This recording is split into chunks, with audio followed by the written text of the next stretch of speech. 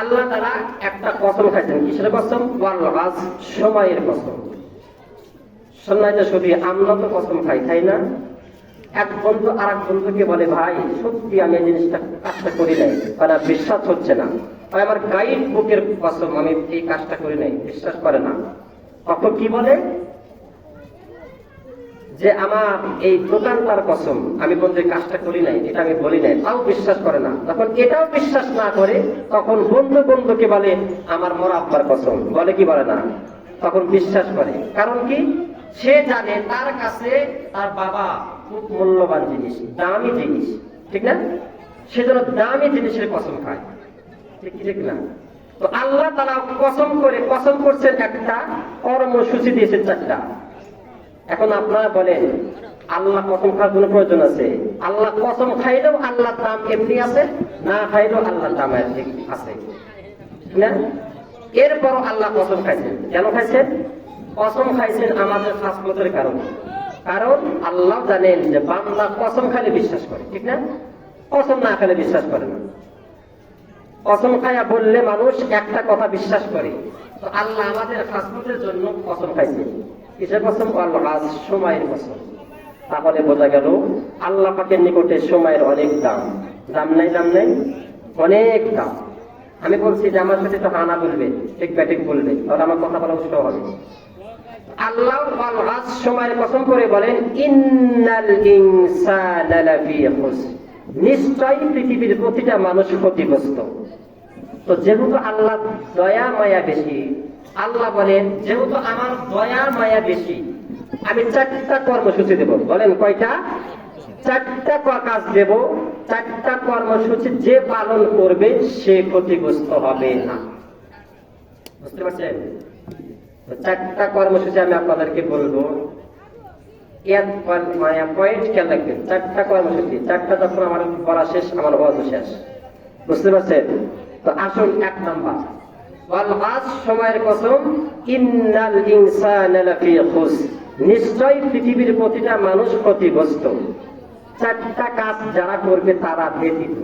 এক নাম্বার, আল্লাহ বলেন ওয়াল ইল্লাল্লাযীনা আমানু, এক নাম্বার হলো ঈমান। এক নাম্বার কি? রব্বে কারীম বলেন ওয়াল আস, সময়ের কসম, ইন্নাল ইনসানা লাফি খুসর, নিশ্চয়ই পৃথিবীর মানুষ ক্ষতিগ্রস্ত। ইল্লাল্লাযীনা আমানু, কিন্তু যারা ঈমান আনবে তারা ক্ষতিগ্রস্ত হবে না। এই কথা বলার পরে আমি আপনি আলহামদুলিল্লাহ এক নাম্বার কর্মসূচি আমরা পালন করেছি। কারণ ঈমান নামে দৌলত আমরা অর্জন করেছি, নাকি বলেন? আল্লাহ বলেন চারটা কর্মসূচি দিলাম। এক নাম্বার ইল্লাল্লাযীনা আমানু, এক নাম্বার যারা ঈমান আনবে। যারা আমরা এখানে আসছি সবাই তো আমরা ঈমান নামের দৌলত নিয়ে পড়ছি, নাকি বলেন? কেউ কি এখানে বেঈমান আছি? তো এক নাম্বার কর্মসূচি আমরা পালন করছি। বুঝতে পারছেন? এটা হলো আমাদের দাবি, ঠিক না ভাই? এটা আমাদের দাবি, আমরা এক নাম্বার কর্মসূচি পালন করছি, ঈমান আনছি। এবার দেখেন আল্লাহ কি বলেন, ইয়া আইয়ুহাল্লাযীনা আমানু কু আনফুসাকুম ওয়া আহলিকুম নারা, হে ঈমানদার, তুমিও জাহান্নামের আগুন থেকে বাঁচো, তোমার আহাল পরিবারদেরকেও জাহান্নামের আগুন থেকে বাঁচাও। কি বলছিলাম? এক নাম্বার কর্মসূচি ইল্লাল্লাযীনা আমানু, যারা ঈমান আনবে।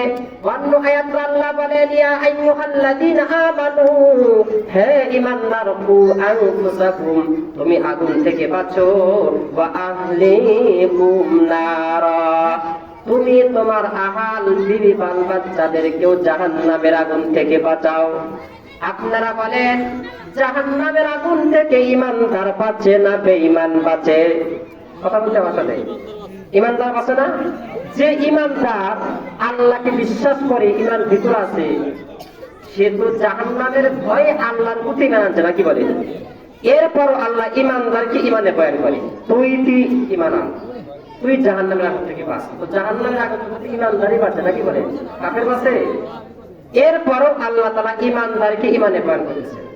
আবার আল্লাহ অন্য একটা আয়াতে বলে, ইয়া আইয়ুহাল্লাযীনা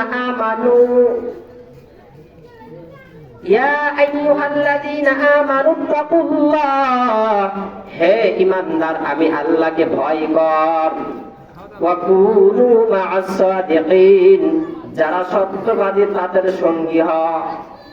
ইয়া আইয়ুহাল্লাযীনা আমানু, হে ঈমানদার, ইত্তাকুল্লাহ, আল্লাহু আকবার বলেন। আল্লাহ বলেন ঈমানদার তুই ঈমান আন, তুই আল্লাহকে ভয় কর। আপনারা বলেন ঈমানদাররাই আল্লাহকে ভয় করে না কাফের বেঈমান আল্লাহরে ভয় করে? ঈমানদাররাই আল্লাহরে ভয় করে, অথচ আল্লাহ ঈমানদারকে ডাক দেয়া বলেন তুই আল্লাহকে ভয় কর। কথা বুঝতে পারছেন? আমরা শুরুতে বলছি আল্লাহ বলেন চারটা কর্মসূচি দিলাম। এক নাম্বার ইল্লাল্লাযীনা আমানু, যারা ঈমান আনবে। আমি আপনি ঈমান আনছি, কিন্তু আমি আপনি ঈমান আনার পরেও আল্লাহ আমাদেরকে ঈমানের বয়ান করেন না করেন? যেহেতু আমরা ঈমানদার, ঈমান আনার পরেও আল্লাহ আমাদেরকে ঈমানের বয়ান করেন, তাহলে বোঝা গেল আমরা ঈমানদার হলেও আমাদের মধ্যে কোনো না কোনো গন্ডগোল আছে। ঠিক না? ঠিক না? আমাদের মধ্যে কোনো ভেজাল আছে, গন্ডগোল আছে। সেই জন্য আল্লাহ ঈমানদারকে ডাক দেয়, ঈমানের বয়ান করে, তোরা ঈমান আন। রব্বে কারীম বলেন, এরে বান্দা জানি তুই ঈমান আনছস, কিন্তু তোর ঈমানটা সকালে থাকে বিকালে থাকে না। কারণ তোরা তো ঈমানের দাবি করস চাপাবাজি করে,